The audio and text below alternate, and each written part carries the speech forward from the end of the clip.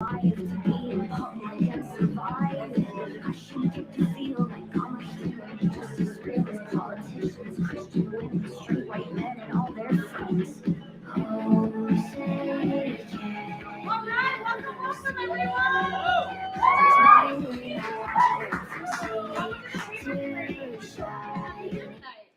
Thank you for coming for our Pride show for June. This is Do You Queer What I Queer, a celebration of queerness in our space.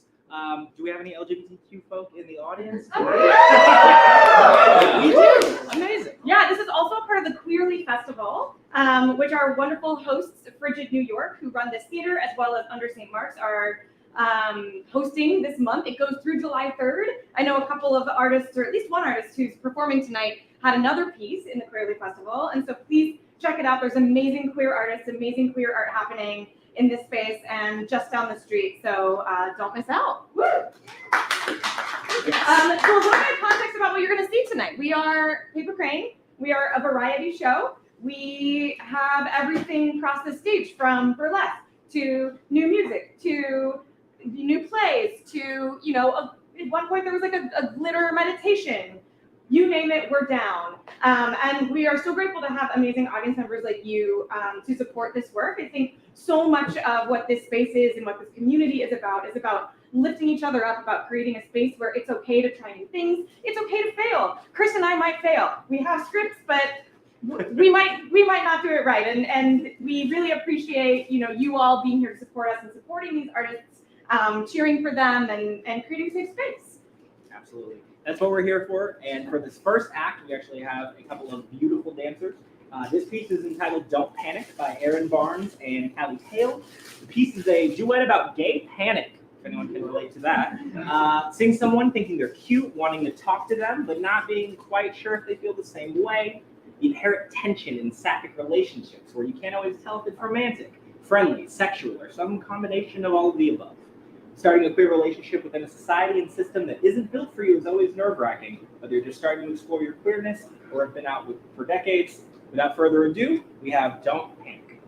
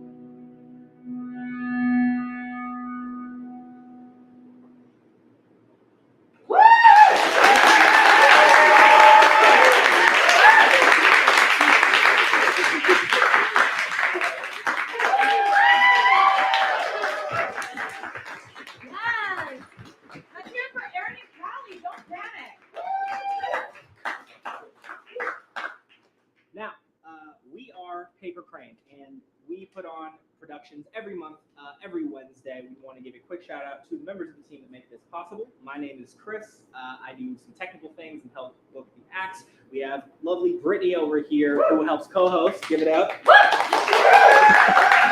Brittany is a brain behind a lot of things. We have the genius Paul in the back there who's making all the lights.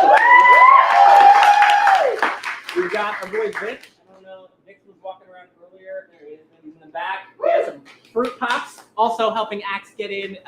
Does so much for us, and also does a lot of the marketing as well. So that is the team. We also have Danny here, I think, as well.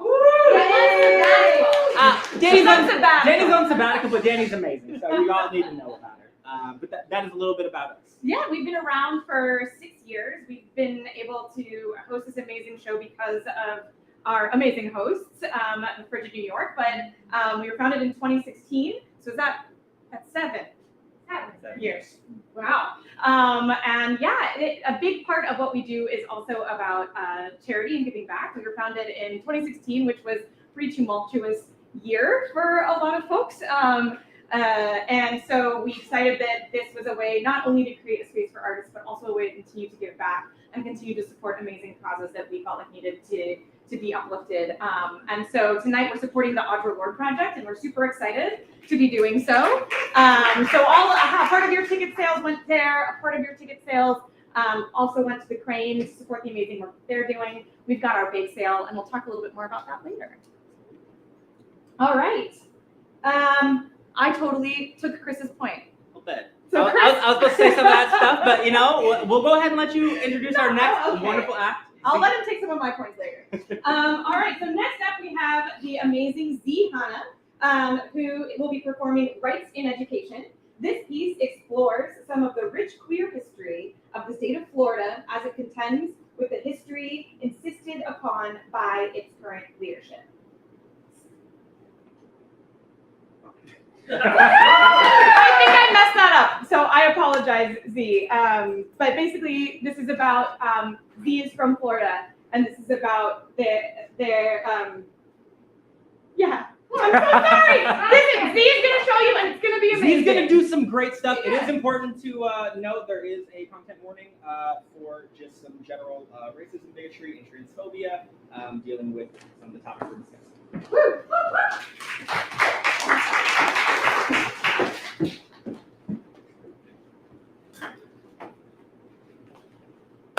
Hi, everybody. Hi. That was better than I was expecting. My name is Z, and as Brittany said, I am from Florida.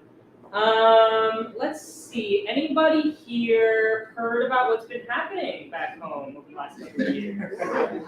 Okay, there's a few hands, a few groans. How many of you, keep your hands raised up.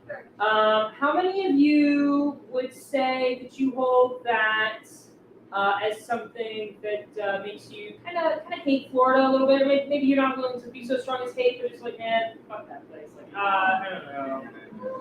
Okay, yeah, so quite a lot of hands. Now, I only want you to keep your hands up if you're from there. There they go. So, have a really complicated association with home. It's a little bit extra for me right now. The school that I went to for my undergraduate degree is actually ground zero for Ron DeSantis' education overhaul. So we have sports teams now. The school still has fewer than 800 students, but that's the priority. And it always sort of, like in the last 2 years that I've lived here, it's always felt really weird to me, really experiencing firsthand the way that so many people who have never been to Florida, certainly aren't from there, sort of view my home. Especially when it comes to sort of seeing a very black and white place when it comes to queerness in general. And so I have a little bit of a history lesson for everybody.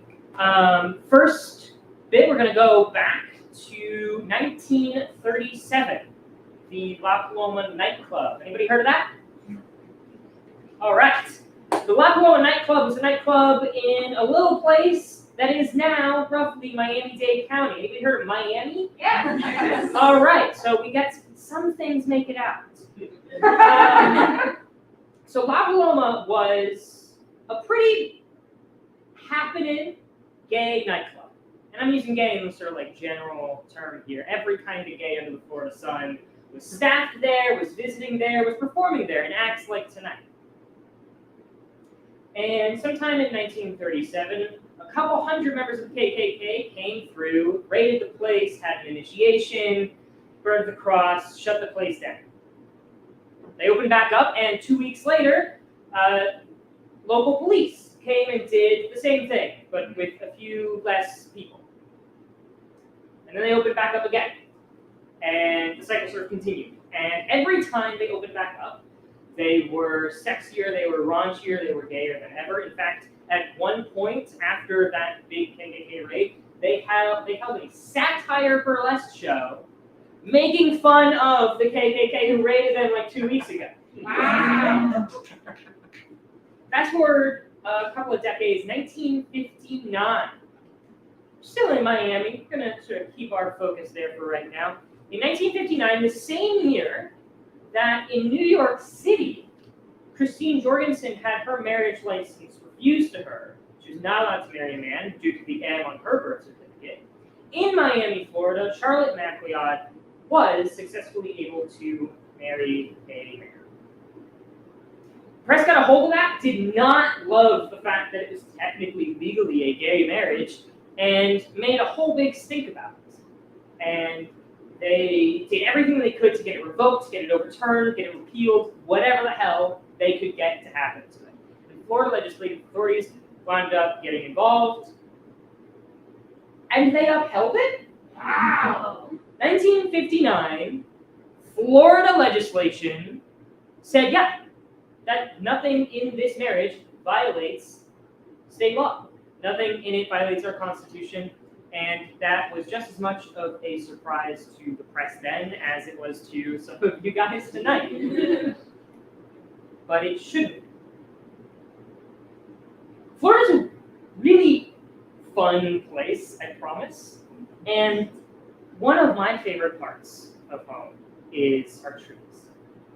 All of our trees are evergreen, but like actually trees, not evergreen like pine, like there's actually leaves on them. And so what that means, for those of you who sort of haven't taken a biology class in a hot minute, evergreen means they don't change color, they don't fall out during the fall, we kind of don't have fall, and it's always the same shade of green. Nothing ever happens to these trees.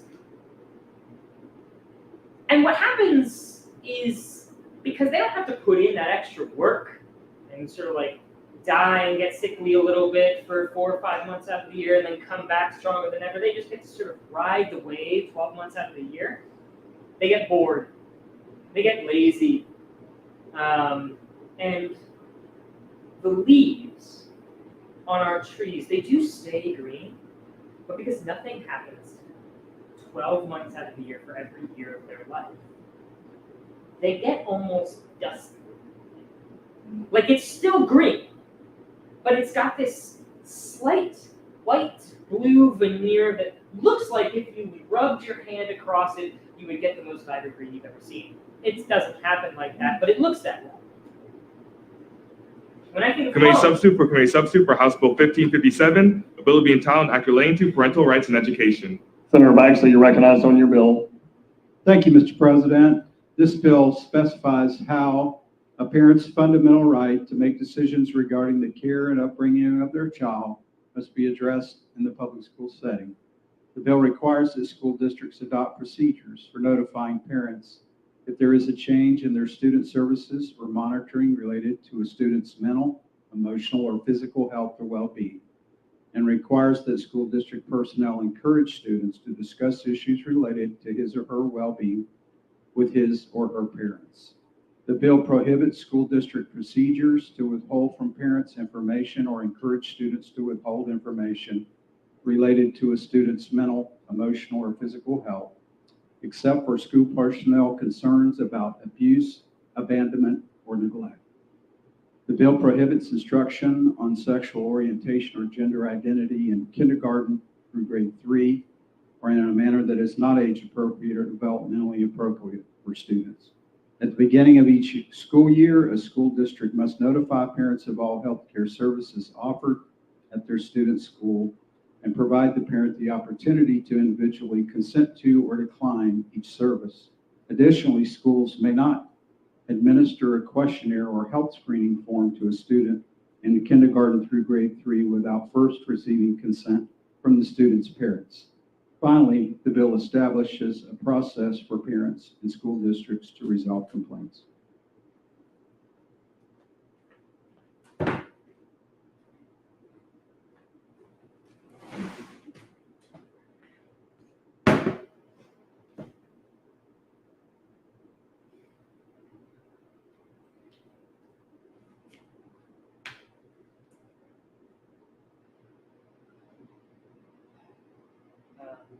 okay.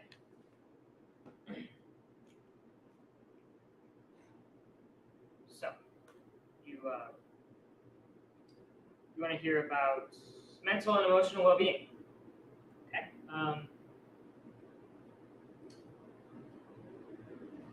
In 2012, Ren Bell got their very first short haircut, all the way from the middle of their back to just a couple inches off their scalp. It was the first time they had felt the Florida sun on their neck in years, and they will never forget the joy and support that was surrounding them in that hair salon. This is an unfriendly amendment. Okay, can't win them all. All opposed? Yay! Right. And all opposed? No. The motion is not agreed to and the amendment is not adopted. Read the next amendment. In 2013, in DeLand, Florida, Conrad Vignati first heard about trans people while he was figuring out his own bisexuality. He figured to himself that he used to wear boy clothes all the time, so he would try it again. And he put on a pair of his brother's shorts and a huge orange polo that his dad was getting rid of, and he went to Publix to get himself a chicken tender sandwich. The deli was busy that day, so they only gave this 15-year-old boy a cursory glance, and that was the very first time in his life that he got called sir. He grew a couple inches taller, and it felt like a firecracker went off in his head. This is an unfriendly amendment. All in favor? Yay! All opposed? No. The motion is not agreed to and the amendment is not adopted. Read the next amendment. On Valentine's Day of this year, Pluto Bowl went to the state fair with their girlfriends. There was a guy there with like drums and cymbals and the harmonica, the whole one-man band setup. He was going around and he was encouraging every couple that he could see to kiss. And when they did, he would cheer them on, he would sing a song, he was keeping count of everybody that he got to kiss for. Before he even got up to Pluto and their girlfriends, she kissed them. She's right there, unprompted, and they had been afraid up to that point to even hold her hand. And he saw it, and he cheered, and he sang, and a weight lifted off of Pluto, and they were so relieved. This is an unfriendly amendment. All in favor? Yay! All opposed? No. The motion is not agreed to, and the amendment is not adopted. Read the next amendment. In 2017, Jeremy Popovich, in a Sarasota high school, in his senior year, had a gym coach come out as trans. She decided to stay working there despite all of the students being pretty familiar with her before she had come out. And Jeremy had known that he was trans for a couple of years, but he hadn't come out at school yet. And as they do, a lot of kids made every conceivable shitty joke under the Florida sun. And he didn't say anything. He didn't know how. He felt like he was a coward for not doing something. He knew that he was going to get the exact same jokes if he did. Being closeted in Florida for him was isolating, and he always felt that he was seen as an outsider and an aggressor to his own community because of that. This is an unfriendly amendment. I'll say. All in favor? Yay! All opposed? No. The motion is not agreed to, and the amendment is not adopted. Read the next amendment. History is something that happens each and every single day to each and every single one of us. At intermission, I have index cards just like these and pens, and I would love more than anything in the world if those of you who would be so inclined would come up and submit a moment of your own personal queer history. It can be absolutely anything. First haircuts, first kisses, first crush, anything. No further amendments. Read the next bill.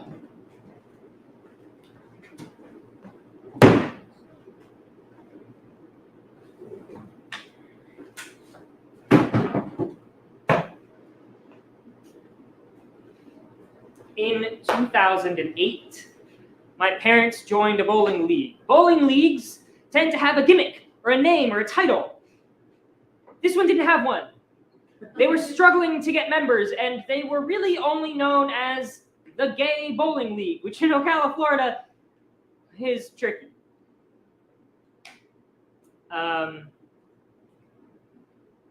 It was every single Wednesday night, and as far as I'm aware, I don't keep the best touch, but my mom still bowls on that.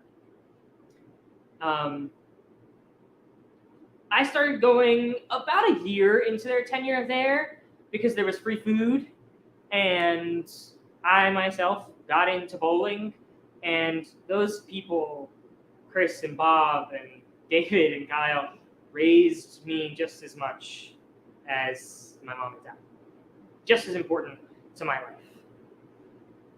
And yeah, they work at Lockheed Martin, so it's not so cut and dry and black and white as we like to pretend that it is, but they're family, they're friends, I love them. And when I got my first girlfriend in high school, on like the 7th or 8th date, I thought that a super great fun date would be going bowling, because that's who I am as a person. And so I decided to take her to the Wednesday night bowling league to meet all of my friends, all of my family. And at some point in that date, Bob came up to me, just me, and said, "You know, I was starting to think that you were one of us." And I mean, I am, but like in so many different ways than anybody could have known a decade ago. And that is what I think of when I think about being gay in Florida. I don't think of Ron, I don't think of Senator Baxley, I don't think of Rick, I don't think of Mar-a-Lago, I don't think of any of that. I think of AMF Galaxy West in Ocala, Florida, that I think is a completely different bowling alley now, and I think of dusty trees. I read somewhere a couple of months ago that there's a special shade of green that only exists in Florida after it rains, and it's related to that dust that I was telling you about. Because our trees get lazy. They don't have to try. They are just beautiful, shining, glimmering, growing trees. And then it storms. And it rains. And the wind's blowing 100 miles an hour, and we call that a party. And lightning is coming down every 6 square inches around you. And then immediately, as soon as the rain is gone, the sun comes out. And every leaf on every branch on every tree in the entire state dusts themselves off. And you see that vibrant green that you wish you could just always wipe out to the surface. They stretch and they breathe, and you can hear it if you listen closely. And they just sort of say, yeah, that was good for me. Let's do it again.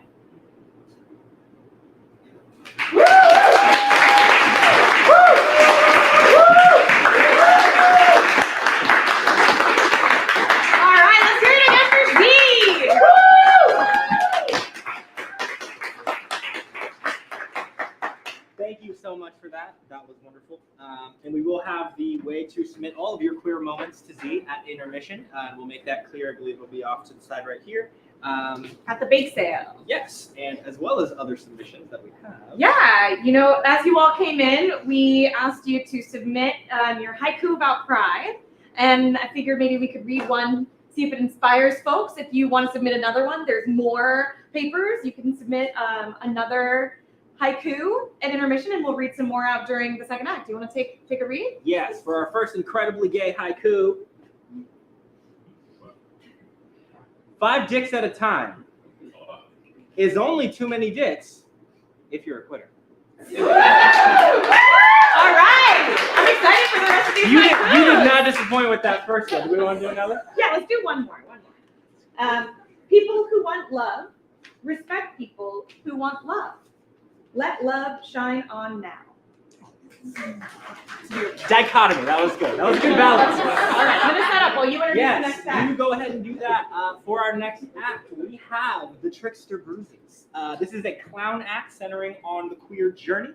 It's a piece about the trial and error of finding yourself and, quoting the artist, not giving a flying fuck about who wants to be anything other than you. Without further ado, and I'm going to stall just for a moment while Brittany does the thing over here. Again, this is the Trickster Bruises with a clown performance piece.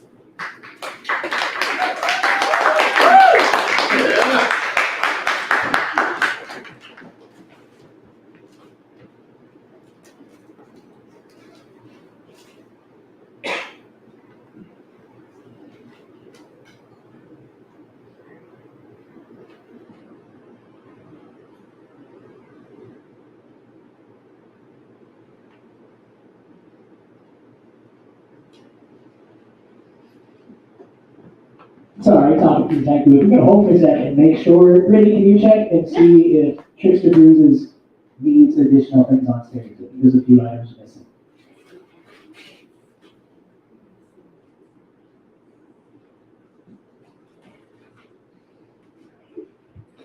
I'm gonna start the clown act.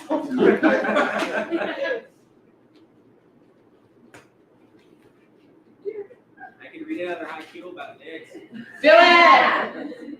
One more haiku. One more haiku. I need lights. But we have one here.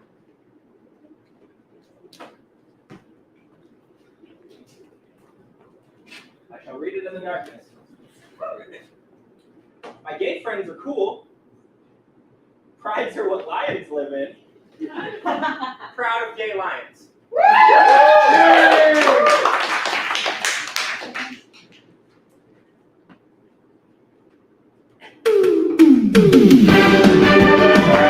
And folks look up on the stage, the newest clown in town, Bruises. Hi everyone, I'm Bruises, the clown. So much fun stuff Jesus fucking Christ, what was that? What are you? Who is that? I am the big voice. The big voice? Yes, Are you like God or something? sure. Okay, well, anyway, I got a lot of fun stuff. Do you mind? Pick one. Pick one what? You cannot be both an angel and a clown. You must pick one. Why do I have to pick one? Those are the rules. What rules? What are you talking about? You must pick one. Pick one, pick one, pick one, pick one, pick one, pick one. Okay, I'll pick one. From the hat. Okay, I have one. Read it. Congratulations, you have been born. You are now assigned angel at birth. What the fuck does that mean? Prove that you are an angel. How do you prove that you're an angel? Angels fly and look very precious and sing pretty and have big, juicy, fat, juicy, delicious wings. Okay, I already have the wings. Excellent. On. Okay. Now, look precious. How do I do that? Do it. Okay, like this? No, try again. Okay, how's this? No, do it better. Okay, this. Precious. No, okay, this. This? This. No. Okay, I have the whole thing. Next step, sing Sing what? a song.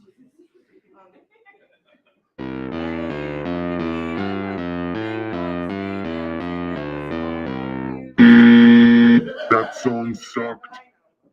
Try again.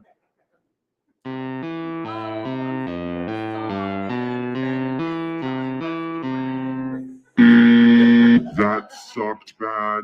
Okay, I have a whole. Fly. What? That very high stack of things. No, I'm not getting on top of that thing. No. What? I'm not doing that. Do it. No, Do it. I'm not going to do it. Please. No, I'm gonna hurt myself on there. Fine, you fail an angel. Take off your wings and pick a new performance. I don't want to keep doing this. This is awesome. Go back to the hat and pick a new performance. Wings, wings, take off the wings, Take it wings, off. wings. Ah! Hey, have one. Now read it. Congratulations, you have been born. You are now assigned clown at birth. Okay, what the fuck does that mean? Clowns make balloons and have makeup and juggle and wear stupid fuck clothes. Okay, I have my makeup on already. Excellent. Now make a balloon. Okay, I can make a balloon. It's a sword. I don't like that one. Make another. Another? I didn't like to be fucking picky.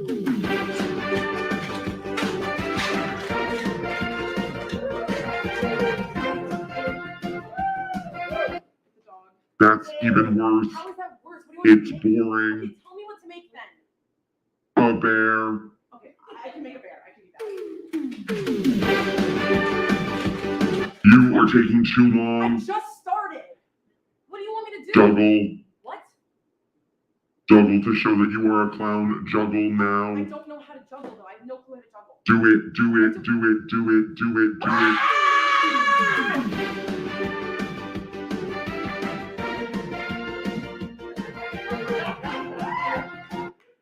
You are bad at I juggling. know. You don't even have a red nose. You didn't say I needed a red nose. Well, I changed my mind. Put on a nose. Haha, yes, that is much better. Now, dance.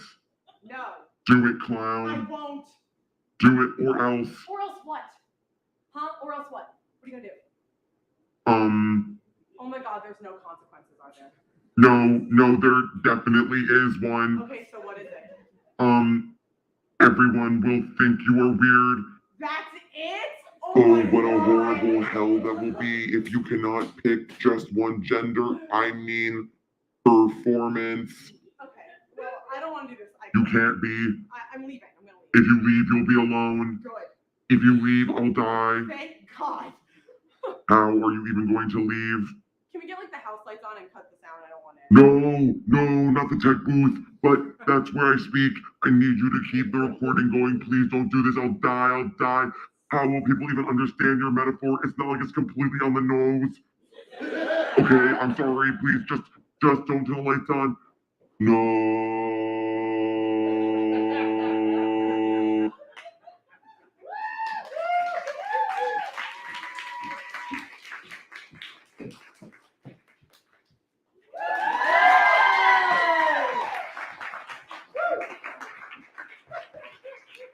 All right, let's hear for Bruises the Twister.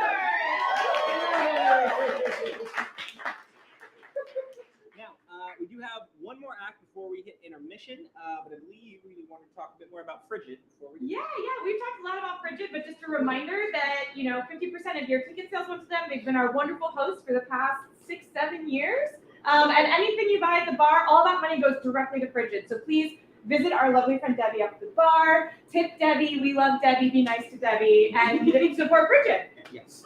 Debbie's fantastic. If any of you are mean to her, I will find you after the show.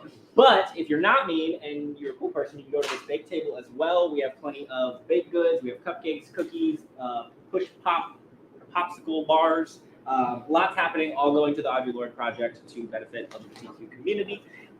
So please do so. But without further ado, we do have one more act. Yes, we have one more act, and I'm going to introduce while Chris strikes the stage.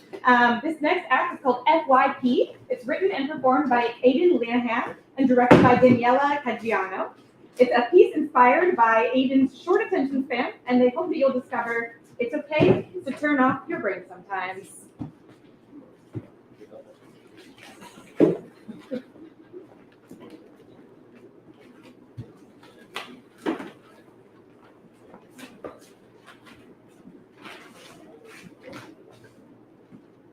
Let's hear for Aiden!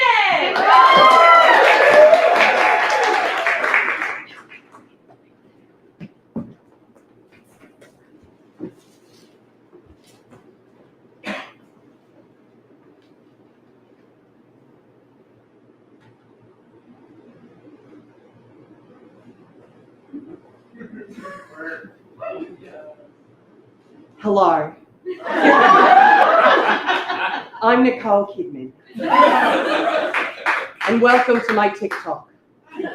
I know a lot of you expect me to talk about Ozempic or Botox or something, but instead I will be using this platform to expose Scientology for trying to ruin my life. After my marriage to Tom Cruise ended, David Miscavige, the leader of Scientology, led a charge to destroy me. And while I have managed to get my acting career back on track after many years, I have never been able to repair my relationship with my adopted children, Bella and Connor. It is my hope that by finally breaking my silence, I can change all that. I pray you will be kind as you travel on this journey with me and treat my children with the respect and love I have always tried to give them. Okay, y'all, today's Disney doll is obviously Snow White. Or maybe it's not obvious, sorry. Obviously, she's not wearing the dress from the movie. Shut up, I don't know why I keep saying obviously. She's the 1998 Holiday Princess Barbie as Snow White doll, which was part of a series of Holiday Princess dolls from 1998 that I'm going to complete someday when I'm rich. Shut up, I am going to be rich someday. Anyways, back to Snow White. Isn't she just gorgeous in her wintry finery? I love this lacy-like collar thing. It reminds me of vampires. Or no, Elizabeth, the Queen of England. Not the one from now who's dead, but like the original one who's also dead. Shut up.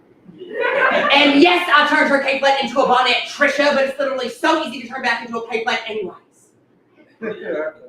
Isn't she just so elegant? Can't you just see her walking through the snow?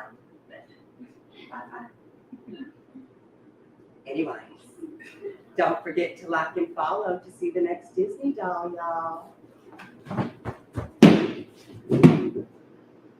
First responders described a horrifying scene upon entering the home of Lydia Heaton Whites, whose anus was removed and shoved into the mouth of her severed head. But who would brutally murder a 32-year-old mother of 3 and school teacher. Lydia's husband was deployed in Iraq, and there were no signs of forced entry. And while this case remains unsolved, the anus in the mouth of the severed head is a detail which leads to a very likely suspect. In part 2, I'll explain how a very famous cult may be to blame for Lydia's murder. Hey, new friends. Can I introduce you to an old friend of mine? Yeah. His name is Jesus Christ. I know this may seem like a strange place to remind people of Christ's love, but this is where the Gen Zers are. And millennials, Gen Xers, boomers too. All of us gathered in this digital space because we have lost our connection to something that lives in the wind, in the trees, in the sunsets. Many people turn to social media because they are lost in their relationship to Christ. But I want you to know that Christ is not lost in his relationship to you. I have been lost in my relationship to Christ. I have done unspeakable things, put sinful elements inside of me. But Christ was always there for me. Do you know what Christ said to me when I thought I'd fallen too far? He said,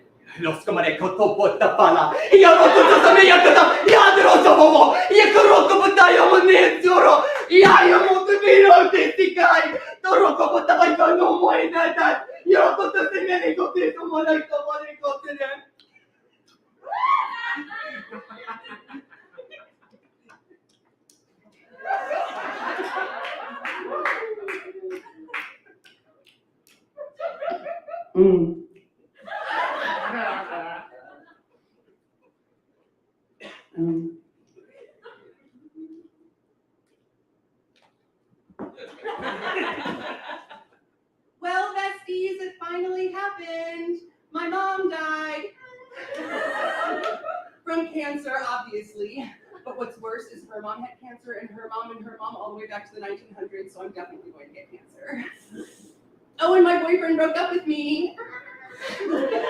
He says it's because he just got diagnosed with borderline personality disorder, but I don't believe him. I think he just doesn't want to tell me the real reason because my mom just died. Not me being single and probably going to die of cancer. okay, so put your finger down if you were riding a gnarly wave in the Atlantic Ocean, but you fell off your board. And when you got up, there was this little like crab dude attached to the bottom of your foot, so you're like, hey dude, get off. But then you noticed that there was this diamond-ass ring attached to the crab's other claw, which is probably like bad for the crab. So you pulled the ring off the claw and you gave it to your girlfriend, but she doesn't like diamonds because of like ethics.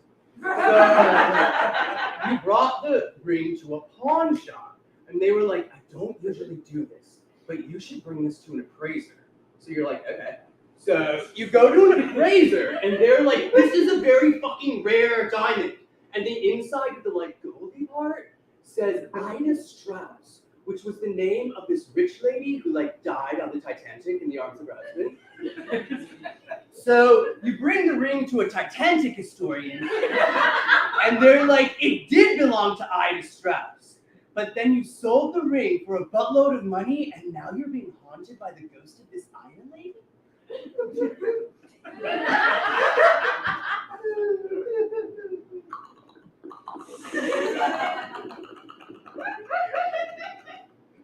Hello, my baby.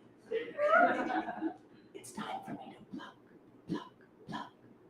all of your negative energy. Pluck.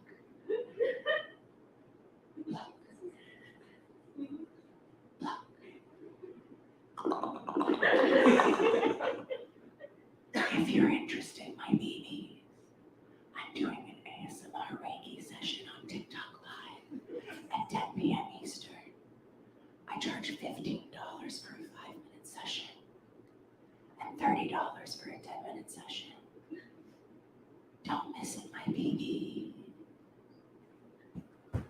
Okay, y'all.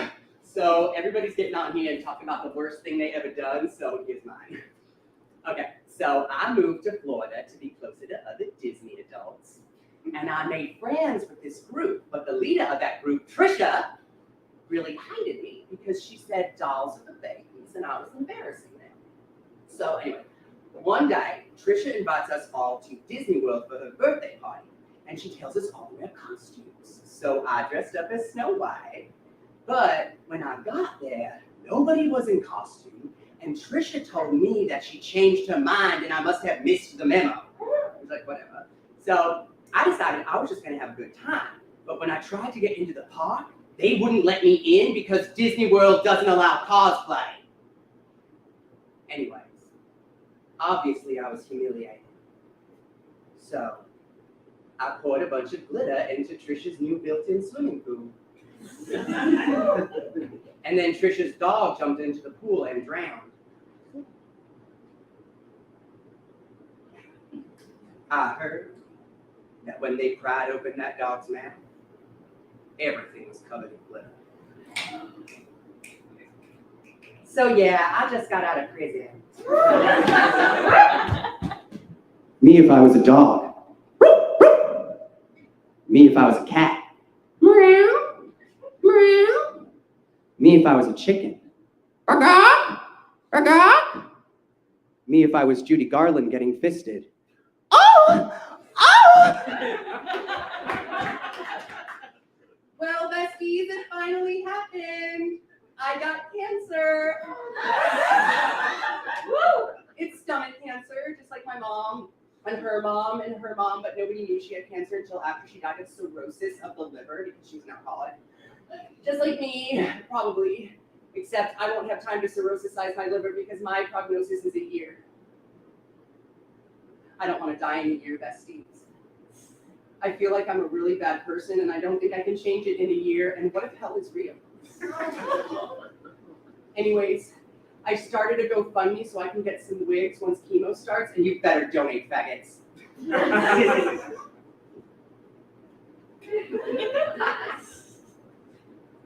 Hello, TikTok.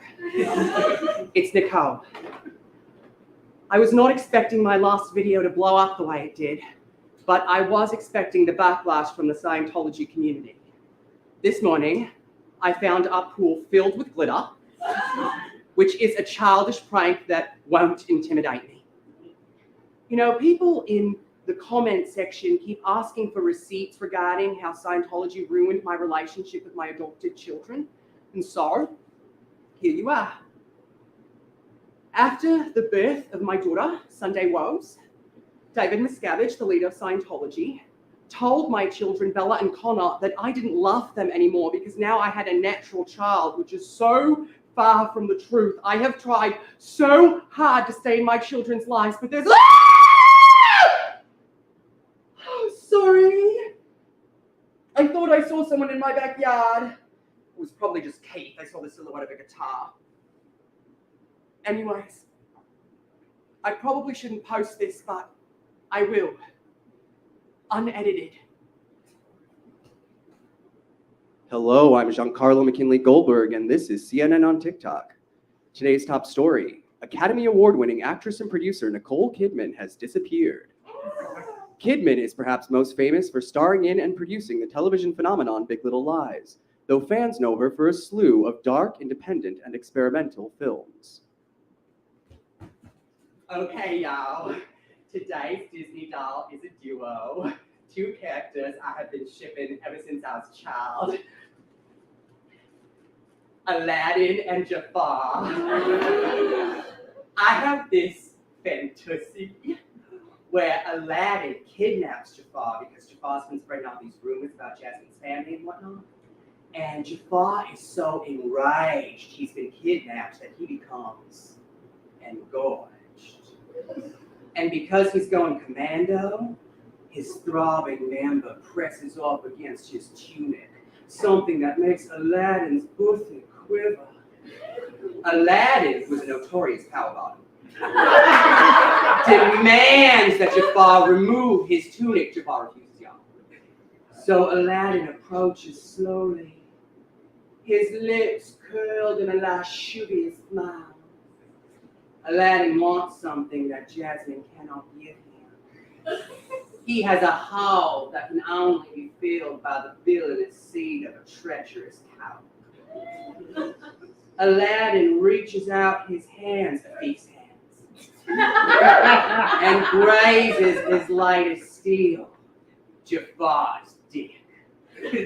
Jafar is so overcome with lust that he lifts up his tunic, bends Aladdin over, rips off his head, and fucks the hole in his throat. Oh, yeah! You like that, don't you? Oh my gosh, y'all, I'm gonna run out of time. Don't forget to like and subscribe for part 2, y'all. I'm going to take a break from my Lydia Heaton White series to cover something that is taking the true crime community by storm. Everybody's talking about it, but nobody's stating the obvious. Nicole Kidman was kidnapped by Scientologists.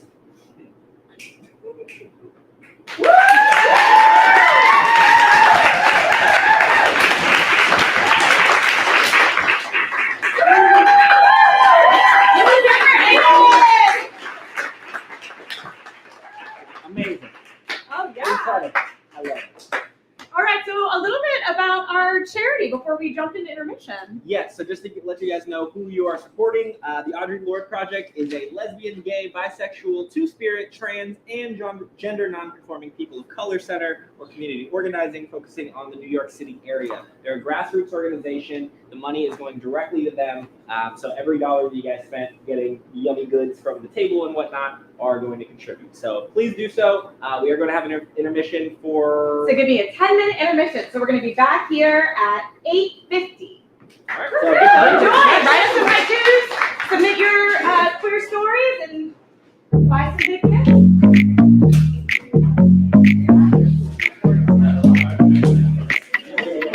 Nails, hair, hips, heels, ass, fat, lips, real, purse, food, big, bill.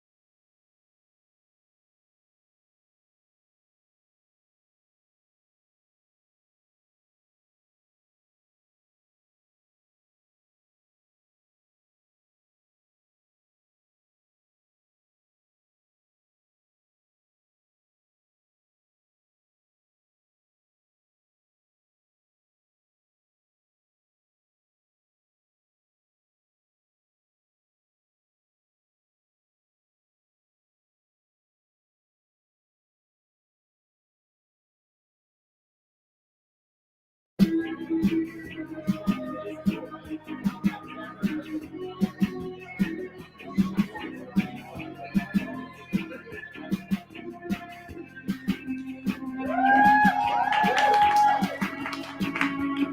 everyone. Welcome to All We Know of Love and Fire. This is a musical starring me, Emily Dickinson, Sarah Teasdale, and I'm Sappho. And this is our band. Say it loud. Red. Brooke. Logan. So today we are doing an abridged version of the show, so we're doing just some little songs. But if you hang around until August, then we're going to be doing a full-length version of this, so stay tuned. Check out our socials, wherever those are. I wrote a little speech for this, that's why I have my phone. So while we're not doing the full show, what's really important to us is the kind of thing that creates a space for everyone to feel everything they need to feel, however they need to feel it. And so know that even though this is the full version of the show, every time we put this on, all the feelings and the love and the joy that we get from the audience are going to come along with us for every show, and that feels really, really special. So thank you for all being here, because love is all there is all we know of love. It is enough. How do you hold loneliness instead of falling asleep? How do you build a sanctuary when it's easier to sweep up your heart and put love to sleep until eternity?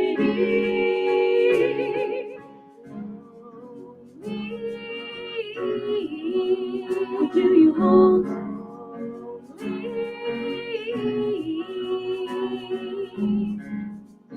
we'll light each little fire now and remember how we were then and try to understand how after the stillness can spring come again. Hit it, Brooke. Back in my day, girls of Lesbos didn't have time to play. They pined people and let their hearts dance. And then they guessed every woman gave you a chance. Well, sometimes the ones I wanted couldn't see. I mean, they were fun, spent time with me. It hurt. But convert that pain to company. You don't have to be lonely if you step out of your box. Let your heart unlock. And everyone, if you're scared you'll die alone, just don't. I stumble on the train where nobody can hear my call. Loneliness looks bad on me, so to reach the crowds below I'll fall. Just don't be lonely. Maybe you think I look fake, but I want you to see me smile. See me smile, 'cause in my heart grows a flame, so I can fake okay for a while. For you I won't be lonely. I'm nicer than the sea foam at your feet, but we could be greater than the gods. 'Cause far from you is free, but I still like to let you lead. Sometimes I have to dance to get a single chance, so I'll be electrified for you. Even if you don't love me too yet, but I can trample Tyson on the busiest side of the hill. At least my heart's a labyrinth left out for another heart to kill. Pretend it hurts less than being lonely. But if I was finally honest, if you saw how much I hurt, could you please just promise that you wouldn't desert?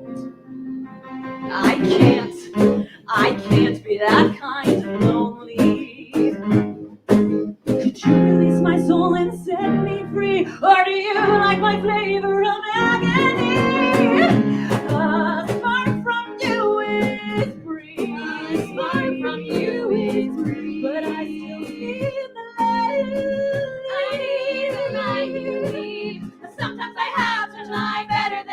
asking why, so I'll be electrified for you.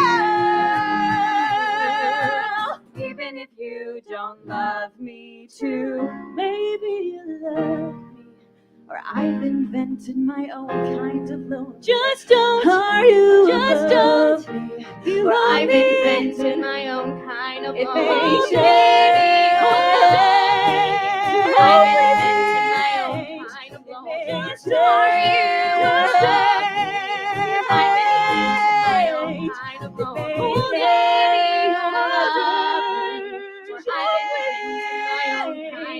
Just are you? Just don't. I've invented my own kind of love. Yeah, yearning's better than reality. Even if it's my new kind of lonely.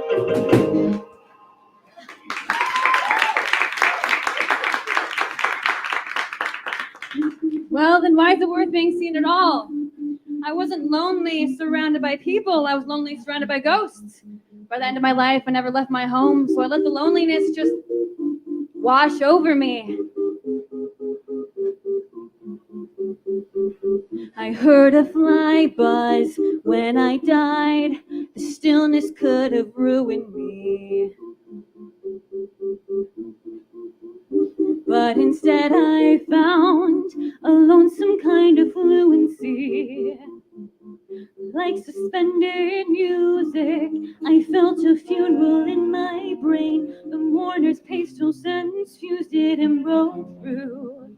I saw the music I could gain if I stayed alone, wrote poetry from that blue. I can wait grateful, loving. I am used to that. But the least push of joy sends me to a moment that might be my last. There's comfort in a dying room. To close a window, turn away from the gloom. That's a song I know I can sing well. Parting's all we know of heaven, and all we need of hell.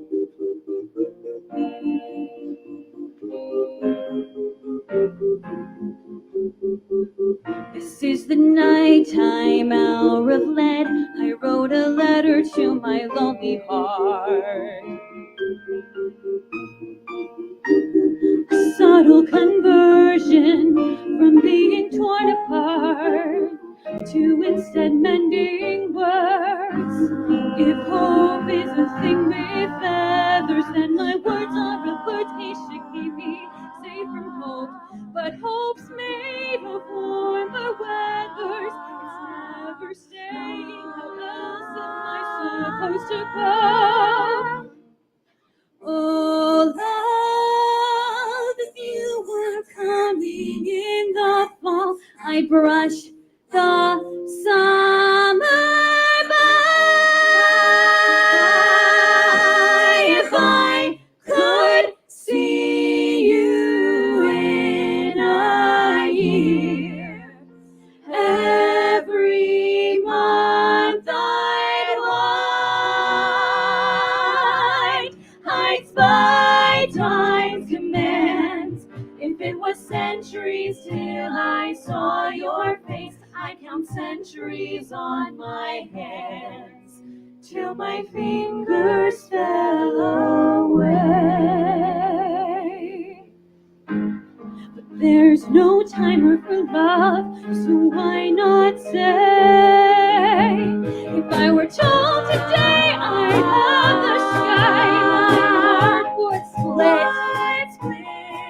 Cause there's so much love that I could go, but can't pain undo every piece of it. At least the poetry's eternity, a window to night that won't let down me. That's a song I know I can sing well. Parting's all we know of heaven, and all we need of hell.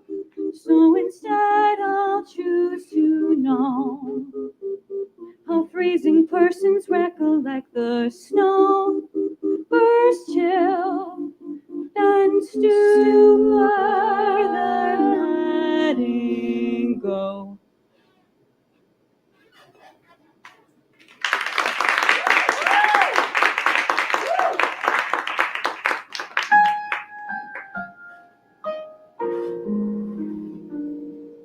Love is all there is all we know of love. It is enough.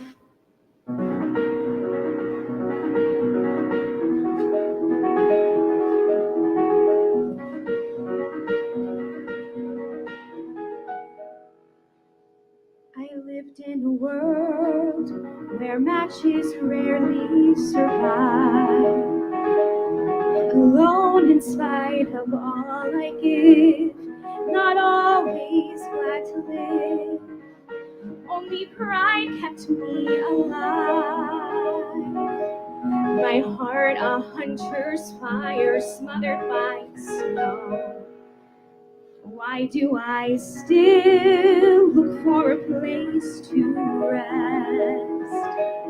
I asked for greater than I found, saw only fighting all around. Feel an unhealing wound in my chest. My heart a yearning fire. Is there anywhere left free to go? Oh, to be free of myself with nothing left to remember. To have my heart as bare as a tree in December. Or let me love with all my strength. Strength that rises like incense, careless if I am loved again.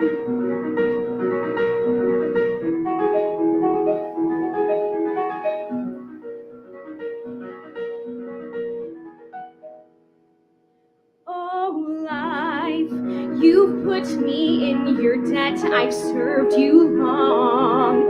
Could it be enough to be here with this beauty over me? And oh, could that debt be paid in song?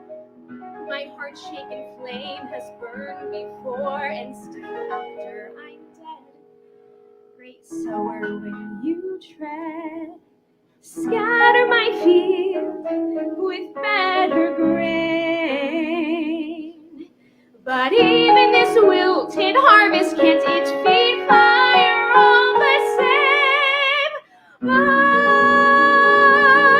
let me love with all my strength. Strength sparks from my pen, careless if I am loved again. Could my poetry transcend? Since there is no escape, since at the end my body will fall asleep. Know that I tried to hold the whole world in my heart. Build this sanctuary apart, where poetry is prayer, and those who answer are the ones already there. Oh, how quick the hot tears start. Strange, so frail a flame sparks fire in the heart. I shall straighten like a flame in the great hum of death. And if you want me, stand on the seaward dunes and sing my name.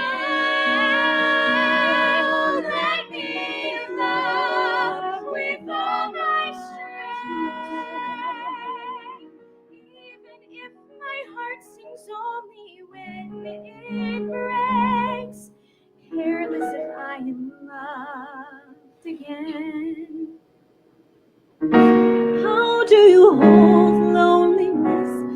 instead of falling asleep? How do you build a sanctuary when it's easier to sweep up your heart and put love to sleep until eternity? If I can stop one heart from breaking, I shall not live in pain. If I can ease one life the aching, or cool one pain, or help one fainting robin into his nest again, I shall not have loved and been lonely in vain, and I will create as much as I can until I can't. I don't know if that's an answer, but it's a fire I'm not afraid to feed. I had no time to hate, nor had I time to love. but this little toil of love is great enough for me. Love is all there is all we know of love. It is enough, so they'll see my sad songs inside. They don't know I've made spoken love my style. Today I'll take the sky, see if my heart can hold it a little while. I lived with beauty through the strength of fire. Beauty in all things and in every hour, and it was my loves who kept those fires alight. Oh, let me like the birds sing before the night.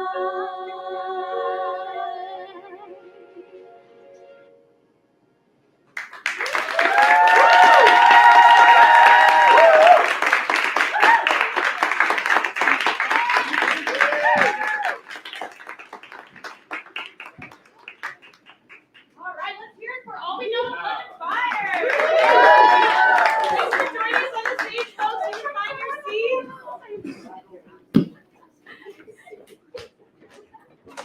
You good? Yes.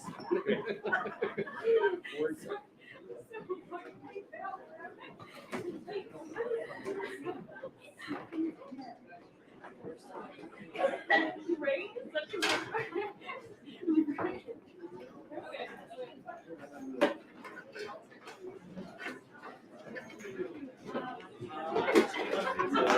All right, now we got a bit of a transition here, so I figured it was a good time for us to share some haikus. Yay! Thank you all for submitting them. You guys want to see the first one first?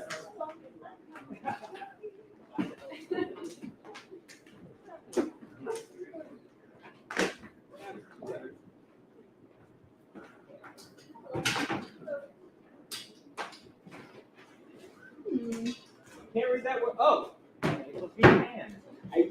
It used to be pan. Then I stopped caring to join, and now I'm just scared. All right. You gotta get some handwriting awareness. If we are to read, I feel like there's not English in here. Sweet pea. All right, somebody help us out. If we were to bloom and split like a pop of dough, how sweet it would be. Correct? Sure. Yeah, we'll go with that. Great. Okay. Clear writing. Thank you, whoever wrote this. Pride comes from within. Claiming who you are is tough, but living is worth it. I am not alone. Family is sure thing found, and I have found it. Beautiful. Being cleaned up fast. Can we hear it for how fast that stage is? Oh my goodness. Can we do one more set of haikus and then jump right in? Let's do one more, and then I will let you introduce our next wonderful act. Whoever wrote this. Fuck off, cops and corpse. It is time. Yeah. It is time for queers and freaks. Pride is a riot. Yeah. My kind of people. All I ally with, in your love I have faith in. crossing all aisles. Amazing. Cool. Thank you for these wonderful haikus, everyone. I'm really excited to introduce our next act. It is an interactive AI play about cancel culture and the loss of identity, which will be performed by Kayla Nation Garvin and Alton Alburo. It is called The Luddites.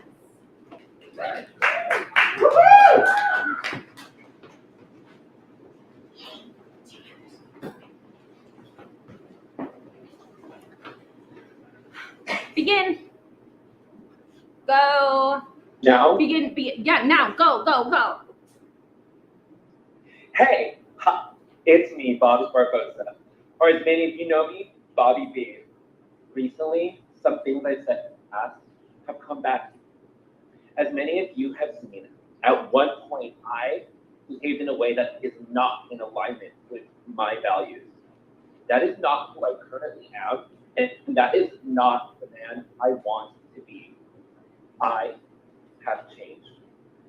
But I understand that mistakes like mine will never go away, that our past will perpetually haunt us. And I want you to know, I'm sorry. I am truly sorry if you were offended by the words I said at one point in my life. Words I have never said again and will never say again. And to those of you whose image of me has changed, I want you to know I understand, and I will do everything in my power to do right by you. Thank you for your time and space, and for giving me this grace. Thank you. It's me, Bobby B. Happy Pride. Do you think their team is gonna buy it? Because that was really bad. Well, that's all you can do. But if there is a major player who has skin in the game, it's the producers or Paw Patrol. Yeah, I know. I need to say something. I do feel that. But I just kind of don't get why this is a being Paw Patrol spot. I mean, it's their wheelhouse, like their main audience. But my video was clearly satire. Was it though? I mean, the music, the camera angle, God, nobody can take a joke. That's a pretty fucking dark joke. I just licked a donut and said I hated America.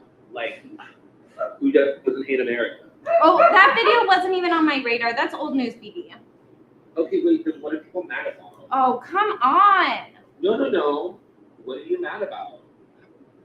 There's a video that has nothing to do with licking donuts or hating America.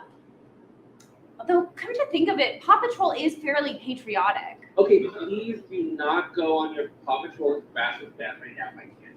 I can't because we don't have time. We have bigger fish to fry. Your free resurface videos are going to cost us both a lot of money. Oh no.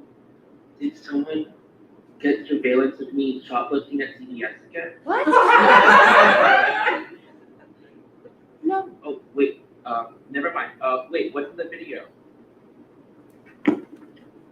Okay, so I was like 10, right? And I fucking loved my puppy, but he was a real bitch. Mom named her Peta. You know, Peta, like the bread, so she was a real pain in the apple. But anyway, I may have, so my puppy, Peta, she shit on my shoe. My Parada loafers, my most prized footwear. And so I grabbed her, and she was like, what, 7 pounds? And the next thing I knew, oh, I need anger management classes, I guess. All right. What do you have to say for yourself? No, I didn't make that video. No, you clearly made it. No, I would remember it, but okay, ooh, this is bad. It's real bad. Literally everyone is throwing a cancel party. No, but I didn't say that. I never said that. Like, I never told anyone. Like, how could anyone possibly know? So you did kill your dog. Well, it was an accident. So you did. I mean, not on purpose. And I never told. Okay, that wasn't me. It's fake. It's fake. It seemed pretty real. Well, no, someone is manipulating my image. But your face, I mean, that is clearly you circa 2011, your MySpace era. Okay, that era ended in 2010. No, it's fake. No, okay. I saw a video of Helen Mirren's shit recently. Ew, this just keeps getting darker. Why would you seek that out? No, it wasn't on purpose. It was just like on my feed. Like, you know, when they put someone's face on like Like a someone deep else's- fake. Yes, fake. Like she was shitting, but it was her. Oh God, the noises she made. Oh And? God. And I didn't make that video. You think that somebody would target you like that? You're not famous enough for somebody to target. No. Do you have a $10 million deal with Paw Patrol right now? So, You're saying someone cares enough about you to tank your Paw Patrol deal? I don't know, but it's more believable than me ever putting that out into the world. I mean, at the end of the day, you did kill your dog, so whether or not you made that video, you're still the villain. You think I'm villainous? Not me, but literally everyone else does. Any kid can accidentally kill a bitch. And no one even knows about that. Maybe like 3 people, 5 people. I don't know. Maybe I could story at a party. But it's like one of my deepest, darkest secrets. We've got to make this right. I don't think you can bring PETA back from the dead. No, but I can bring my Paw Patrol deal back from the no. I don't know what you could do that would have had that kind of effect.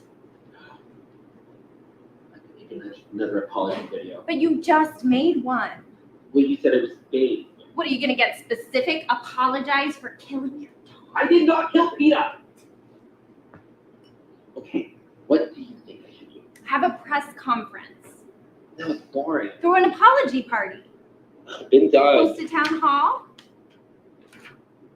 You could open up to the public, connect with your fans, rebuke your critics, go face to face with the folks who doubt you. Transparency, people like transparency. Clear the air and show everyone for once and for all, you are just a regular, decent guy who made mistakes as a kid, as we all have, and definitely did not gleefully share that story with your friends, even though it legitimately seems like you did, and you're sorry even though it's not real, and you wish everyone well. Maybe. I mean, it's one way to show transparency. A live public interaction is the closest thing to a trial these days. It's an option. What's the worst that can happen? You can't get canceled any more than you already have been. Okay, you got a point there. And we can maybe get some plants. Some people after the softball. I can prep anything you need. Okay, and maybe I play with puppies on air. I think the fewer animals, the better. Well, what do I do? Should I make some calls? Yeah, we should see if we can get on the line.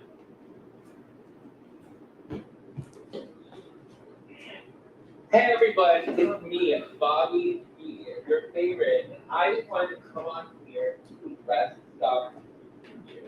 There have been some videos circulating that are allegedly of me, but those alleged videos are not of me, but the alleged was not me. So I want to come on here and be transparent with all of you. I feel that transparency is key in a time like this. So all you fans find, if you have any questions, I am willing and open and transparent with you as possible. Throw your questions out there and I am ready for you. Why did you kill your dog? Yeah, ask that. So, what happened with the dog? My dog died. As you may have heard, my dog Theo died at one point. And it is one of the most traumatizing things ever. How did the dog die? And I have gone through so much therapy, but I will never make a video saying that I killed my dog. Because who does that? That's just not me. Who makes the video or who kills the dog? Which one would you do?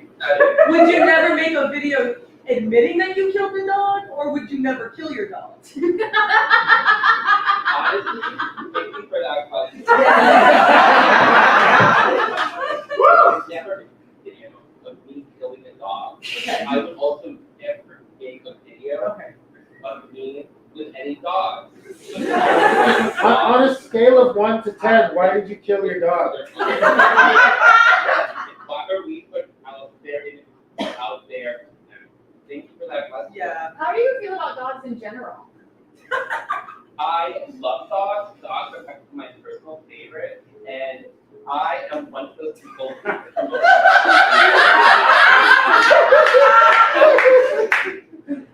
Sorry, I got another call. Other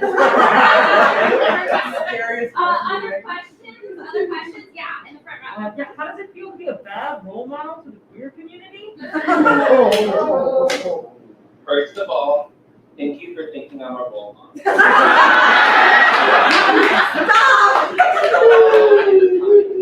know that there are ups and there are downs.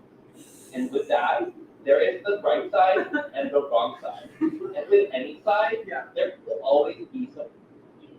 So whether they're good or bad, I'm happy that I'm a role model. I think we have time for 2 more questions, maybe. I think we have 2 more questions in the audience. How do you feel about cats? Did you hear that question? I love my favorite song is Memory. That movie has one of Kraine in queer culture. Thank you for that question. I see a question over here. Favorite movie? Favorite movie? My favorite movie has here. Alright, I think we have time for one last question. Oh no, I see several. Okay, we can do rapid fire. We'll hear them all at once. Are you gonna? I'm here to be as transparent with you as possible. Please throw me your questions. Are you gonna kill your next dog too? Question number 2. Cheers for that conflict. That's kind of this for me as it is. You for the game think of me as a huge person who kills dogs. Oh my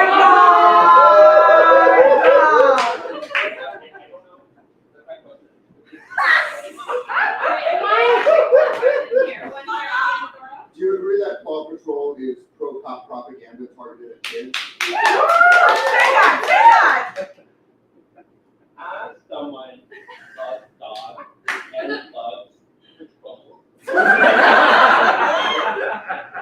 Paw Patrol is American, and you know what else is American? Loving America. Yeah.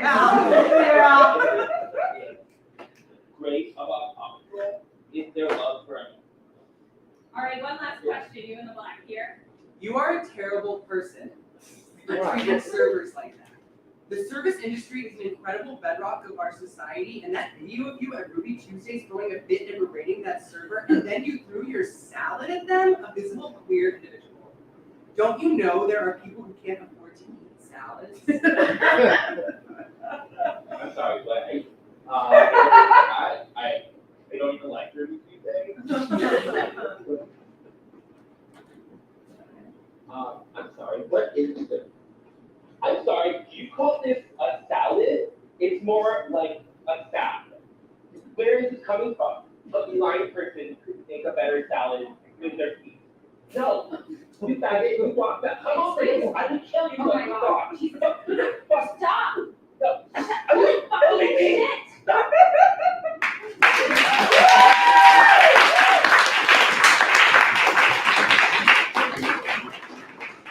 All right, let's hear it for Kayla and Alton, the Luddites. Amazing. We have one more act for y'all, but a couple of things to say before we jump in. We do. We want to remind you again that we do a show at the last Wednesday of every month. There's generally always the theme. Next month, we're doing a collab with a group called Art Jam, who is a collective of musicians focusing on environmentally friendly and conscious art.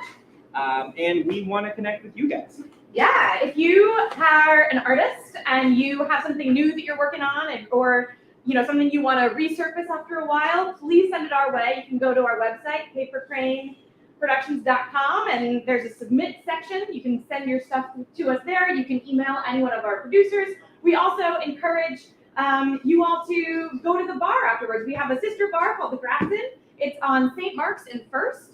They give us happy hour deals at the bar, which is really nice. So if you tell them you're coming from the Paper Crane, they'll give you happy hour pricing. And talk to your artists. Tell them how you felt about their work, if you liked it, and if you didn't, maybe don't. But tell them that you loved what you saw, and if you want to work with them, if there's a way that you can collaborate.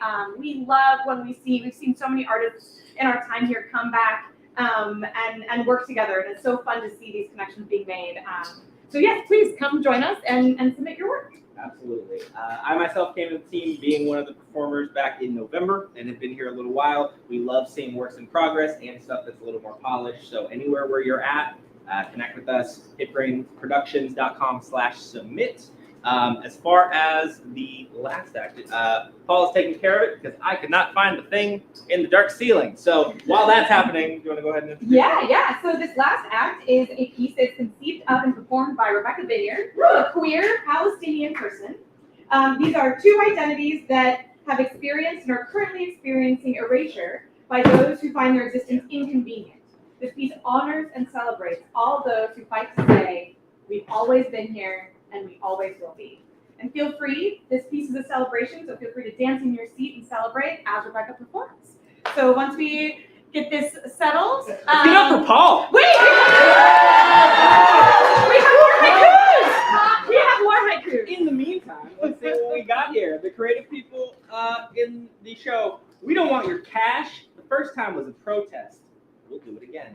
Ooh. Painted eyes meeting in a crowded, too loud bar, sharing love and hope. Throw that fucking brick. No one just gives you rights. You gotta take that shit. Oh, yeah. They always say love, but love and rage are the same. Fighting got us here. Proud is a bold word, but I long for it badly. One day I will be. Red, orange, yellow, green, blue, purple, violet, pink, pale blue, brown, black. This person wrote pride 13 times. 17! Read it! I'll read what they wrote. In parentheses first, pride, pride, pride, pride, ... pride, slash, pride, pride, pride, pride, all caps, pride, pride, pride. It says wait, so. Pride, pride, pride, pride, pride. And they put musical notation, so it should actually go pride, pride, pride, pride, pride. It's time to be proud. Live bigger, bolder, brighter. Let your daylight shine. Pride is being proud, or a group of lions. Roar. Be like the lion. I like that there's two lion haikus. I know, people were really feeling the lion that. tonight. All right, our final haiku for the night. Selves unzipped and bright, unclipped from the laundry line, colors taking flight. Thank you all for your haikus, and this is Rebecca Vineyard.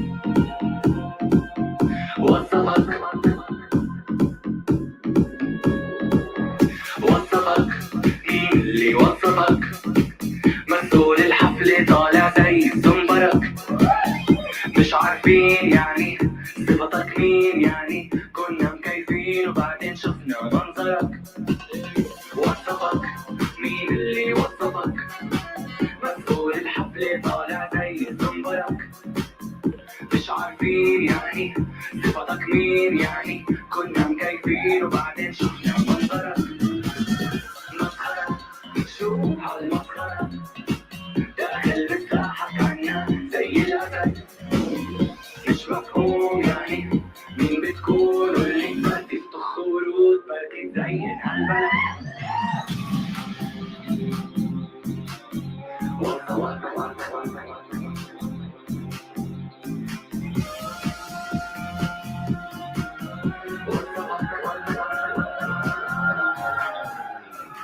استسلمنا الموسيقى ارفع ايديك حرك اجريك كسر كل الحواجز بالبيت سكر عليك ما تفكر هون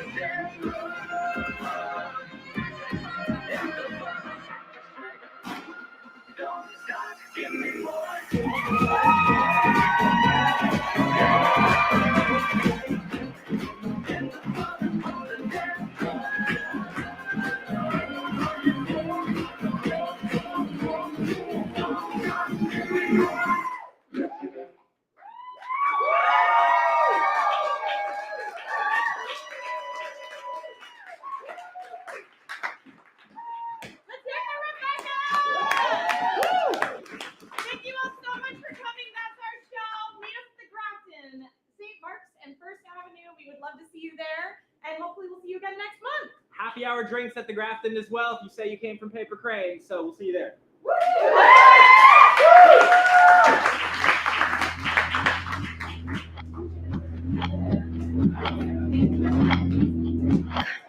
Bottega Veneta, I go to Bodega for breakfast. No, I do not claim a vendetta against me. No weapon shall prosper, Isaiah. I say what I mean. That's an imposter. That's an impossibility. You know it's me when you see it.